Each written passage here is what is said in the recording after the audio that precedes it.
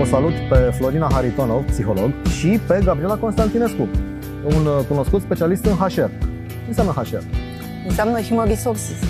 Avem nevoie de HR în alegerea unei meserii potrivită? Eu cred că avem din ce în ce mai mult nevoie de resurse umane acum și de HR, de specialiști în HR, mai ales prin perioada aceasta pe care noi o traversăm. Și o să discutăm mai pe larg despre aceste lucruri. Să știți că sunt mulți specialiști în resurse umane care apelează la aceste teste pe care le aplică practic actorilor acestora în procesul de selecție. Și da, ți în evidență anumite, să spunem, trăsături, poate native, pe care persoana respectivă le are, dar specialistul în resurse umane nu ia niciodată o decizie bazată numai pe acel test. Intervine practic pe acest traseu, să spunem, și opinia recruiterului, intervine și opinia celui care angajează și nu e niciodată o decizie de a angaja pe cineva, doar ca urmare a unui răspuns la un asemenea test. Dar, într-adevăr, îți poate valida sau poate ridica anumite semne de întrebare acolo unde poți să accentuezi, să spunem, în timpul discuției cu candidatul respectiv. O întrebare foarte ciudată. Unde vă vedeți în următorii 5 ani? Asta este întrebarea pe care candidații, de regulă, o urăsc. Da? O urăsc atunci când ajung la HR, în fața acelui care recrutează.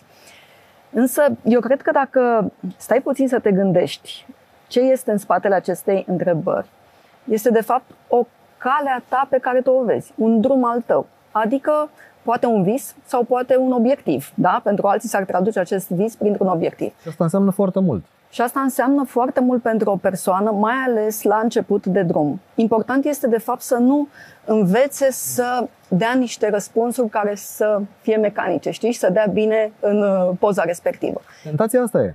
Asta e tentația, pentru că citești pe net sau citești în diferite cărți sau afli tot felul de informații și începi să te pregătești atunci ca și candidat când îți cauți de lucru. Te duci după aceste șabloane, fără să te gândești de fapt ce este poate în spatele acestor șabloane, da? De multe ori poate și în curriculum vitae sau poate și în scrisoarea de intenții ai această tendință de a copia, de a lua de pe net tot felul de informații, că așa sună bine, dar care de fapt acele informații nu te caracterizează pe tine ca persoană, da? Iar cel din fața ta o să-și dea seama imediat. Și când te întreabă unde te vezi, poate peste o anumită perioadă de timp, el te întreabă într-un alt context. Să vadă dacă tu gândești în termen de perspectivă, dacă tu gândești în termen de obiective, pentru că în momentul în care tu stabilești, să spunem, sau ai această gândire bazată pe obiective, asta ce înseamnă? Tu ai un plan. Tu ai niște pași pe care, practic, îi urmezi. Că ajungi sau nu peste 5 ani de zile, sau peste 3 ani, sau peste 10 ani de zile, acolo unde te gândești tu la un moment dat, asta e cu totul o altă poveste. Dar în momentul în care tu pleci cu acest final în minte și știi practic cam care este traseul tău, atunci vorbim și de autocunoaștere, ce spune Florina, atunci vorbim și de interes pentru cursurile acestea de dezvoltare, pentru că îți dai seama la un moment dat, ca să ajungi acolo unde îți propui tu, că ai nevoie să-ți dezvolți anumite abilități. M-aș duce într-o zonă foarte neglijată de marea majoritate dintre noi, dar poate să fie foarte rapid îndreptată ca un avantaj către tinerii mai ales, care sunt foarte familiarizați cu utilizarea, să spunem, internetului, cu accesul acesta la platformele sociale, la Facebook, la Instagram, la TikTok, la LinkedIn, și anume cum să-și construiască ei o imagine personală care să lucreze pentru ei. Această imagine să-i ajute, practic, să vândă pentru ei și peste câțiva ani de zile. Și aici este vorba de brand personal, de acea amprentă digitală pe care, dacă știi cum să ți-o construiești cu grijă, dacă pleci de la acel obiectiv, de la unde vrei tu de fapt să ajungi peste câțiva ani de zile, ce în mintea ta, ce vrei tu să lași în urma ta, în momentul acela realizezi că poți să folosești aceste platforme sociale de fapt în interesul tău profesional și nu doar pentru zona aceasta de divertisment. Și probabil mulți dintre noi, dacă avem curiozitatea să vedem cât timp ne pierdem practic în fiecare zi, stând cu telefonul în mână, accesând aceste platforme sociale, fără de fapt să ne ajute cu ceva. Sunt doar niște hoți de timp care ne fură practic din timpul nostru zilnic productiv, când de fapt noi am putea să punem aceste, să spunem, platforme sociale în slujba noastră și nu doar împotriva noastră. Sunt din ce în ce mai mulți recruiteri și hiring manager care dau atenție, de fapt, acestor postări din zona aceasta de social media și nu dau atenție în sensul în care să găsească ceva, un motiv ca să nu te angajeze pe tine, da? Dar se uită acolo să vadă dacă modul în care tu te prezinți, felul în care tu te exprimi, să spunem, corespunde cu imaginea sau cu rolul pe care acel recruiter la un moment dat îl caută. Și da, poate ai făcut că fiecare dintre noi nu am realizat. Mulți dintre noi poate avem senzația aceasta că Facebook, de exemplu, este spațiul nostru personal, privat. Nu este așa. Nu este așa. Eu aș fi foarte fericită dacă mulți tineri ar da atenție de la 19-20 de ani să-și construiască practic această imagine personală. Și pot să revizuiască de fapt ce postări au mai avut, ar mai putea să șteargă anumite poze, de exemplu, sau poate anumite comentarii, ar putea să facă lucrul ăsta.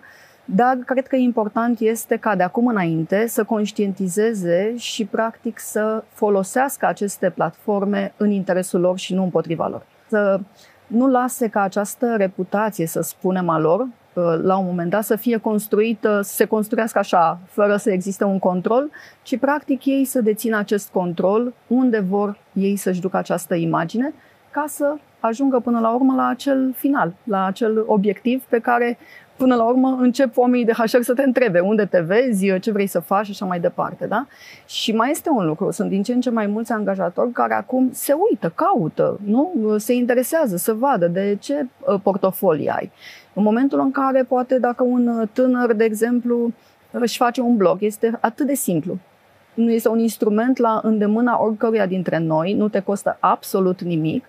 Și dacă tu începi din timp să îți creezi un plan din acesta de comunicare și să comunici și să-ți conturezi imaginea aceasta în jurul intereselor tale profesionale, la un moment dat acel angajator, când ești într-un interviu, să spunem, de selecție, îi poți spune inclusiv de interesele acestea ale tale. Și atunci, pe cine credeți că acel angajator sau unde credeți că sunt șansele mai mari? În fața unui candidat care până la 25 de ani nu a arătat încă nimic de ce este în stare să facă, sau poate în fața aceste șanse sunt de partea unui candidat care în ultimii ani de zile și-a dat silința și să-și construiască această imagine. În primul rând, eu cred că se construiește în jurul expertizei tale profesionale. Dacă o ai și a început deja să se contureze. Dacă nu, în jurul obiectivului unde vrei tu să ajungi. Asta este una. 2. Trebuie să știi și să știi către cine te adresezi, care este audiența ta, ca în momentul acela să îți adresezi aceste mesaje țintit pe audiența ta. Consecvența, cred că iarăși este un aspect foarte important de luat în seamă, pentru că în momentul în care ieși din zona aceasta de poze funny, haioase, începi să nu mai primești like-uri, să nu mai primești comentarii, ai impresia că nimeni nu te mai bagă în seamă, că nu ești apreciat, dar consecvența și reziliența aceasta în aceste postări mai devreme sau mai târziu își vor da roadele și își vor arăta practic aceste rezultate. Cam astea, să spunem, ar fi, dar consecvența dintre tot ce am spus cred că este cea mai importantă, consecvența cu care postezi. Cum arată piața muncii pe segmentul 18-35 acum, în plină perioadă pandemică? Cum arată, cred, pe toate segmentele, nu neapărat cum arată la acest moment. Și eu cred că noi, mai ales cei din acest segment pe care l-ai menționat, 18-35, cred că au un avantaj foarte mare. Și anume că ei au timp încă să se pregătească. Au încă timp să dea atenție la trendurile acestea care vin foarte rapid din urmă. Sunt studii care arată că în următorii 5 ani de zile, accelerat practic de acest efect al COVID-19, peste 85 de milioane de locuri de muncă vor dispărea. E foarte adevărat că în contrapartidă vor apărea alte 97 de milioane de locuri de muncă și atunci eu cred că este o foarte mare oportunitate pentru acești tineri să dea atenție la aceste trenduri care ies la iveală în urma unor studii care se fac la nivel internațional. Și ce aș recomanda? Să meargă practic în două direcții, respectiv să identifice care sunt abilitățile cele mai cerute de către angajatori, să-și facă, așa cum spunea Florina, apropo de autocunoaștere, să-și facă un matching și să vadă cât de creativi sunt. Apropo de creativitate, este una dintre cele mai cerute abilități pe piața muncii, să spunem, de angajatori astăzi. Cât de creativ sunt eu? Și dacă constați că nu ai, să spunem, această abilitate foarte dezvoltată, ce pot să fac pentru aceasta? Pot să intru pe această platformă, pot să caut cursuri care să-mi dezvolte, să spunem, zona aceasta de creativitate sau în zona de persoasiune, care iarăși este o abilitate foarte căutată de angajator, sau în zona de colaborare sau de gestionare eficientă a timpului. Și atunci, în momentul în care, plecând structurat de la obiectiv, unde vreau eu să ajung, crearea acestei imagini personale pe care vreau să o fac, autocunoaștere, care sunt aceste trenduri internaționale, să spunem, care sunt abilitățile mele la acest moment, atunci și știi unde să investești. Procesul acesta de educație formală, din păcate, pe care noi îl avem în liceu, la facultate, de fapt nu te învață să-ți dezvolți aceste abilități, să spunem, zona asta de soft skills. Și te învață să îți dezvolți anumite abilități pe partea de hard skills, dar guess what? Constați că peste 5 ani de zile, când ai terminat facultatea, angajatorii nu mai cer așa ceva pe piața forței de muncă. Și de aceea este important pentru ei să se uite la aceste trenduri, la ce se cere și unde se va duce piața în următorii 2, 3, 5 ani de zile și nu la ce este acum. Pentru că dacă te focusezi pe ce este acum, când este criză, când nu sunt atât de multe oportunități, foarte ușor cazi într-o pantă din asta în care tu nu mai ai încredere în tine și ești debusolat și spui că nu știi ce să faci, că nimeni nu te vrea și așa mai departe. Dar de fapt, în momentul în care tu te focusezi în viitorul tău, apropiat, în 2, 3, 4 ani de zile, atunci îți poți face foarte ușor acel plan de acțiuni de care vorbeam. Eu aș vrea să scot în evidență 3 întrebări principale pe care fiecare dintre noi, indiferent de vârsta pe care o avem, câteodată este bine să stăm să reflectăm la el. Cine sunt eu? De ce fac ceea ce fac? Și ce iubesc să fac? Nu ce fac pentru că așa mi s-a spus la școală sau așa mi-au spus părinții, ci ce iubesc eu să fac. Și în momentul în care îți iei timp de reflexie tu cu tine și răspunzi la aceste întrebări, atunci ajungi practic din nou pe acest traseu foarte frumos al obiectivelor, te intersectezi cu acele valori personale de care spunea Florina, care sunt atât de importante și să îți alegi inclusiv angajatorul după modul în care rezonezi cu valorile acestea personale și să coincidă cu valorile angajatorului. Treci prin acest exercițiu de a-ți construi practic imaginea care să vândă pentru tine peste câțiva ani de zile.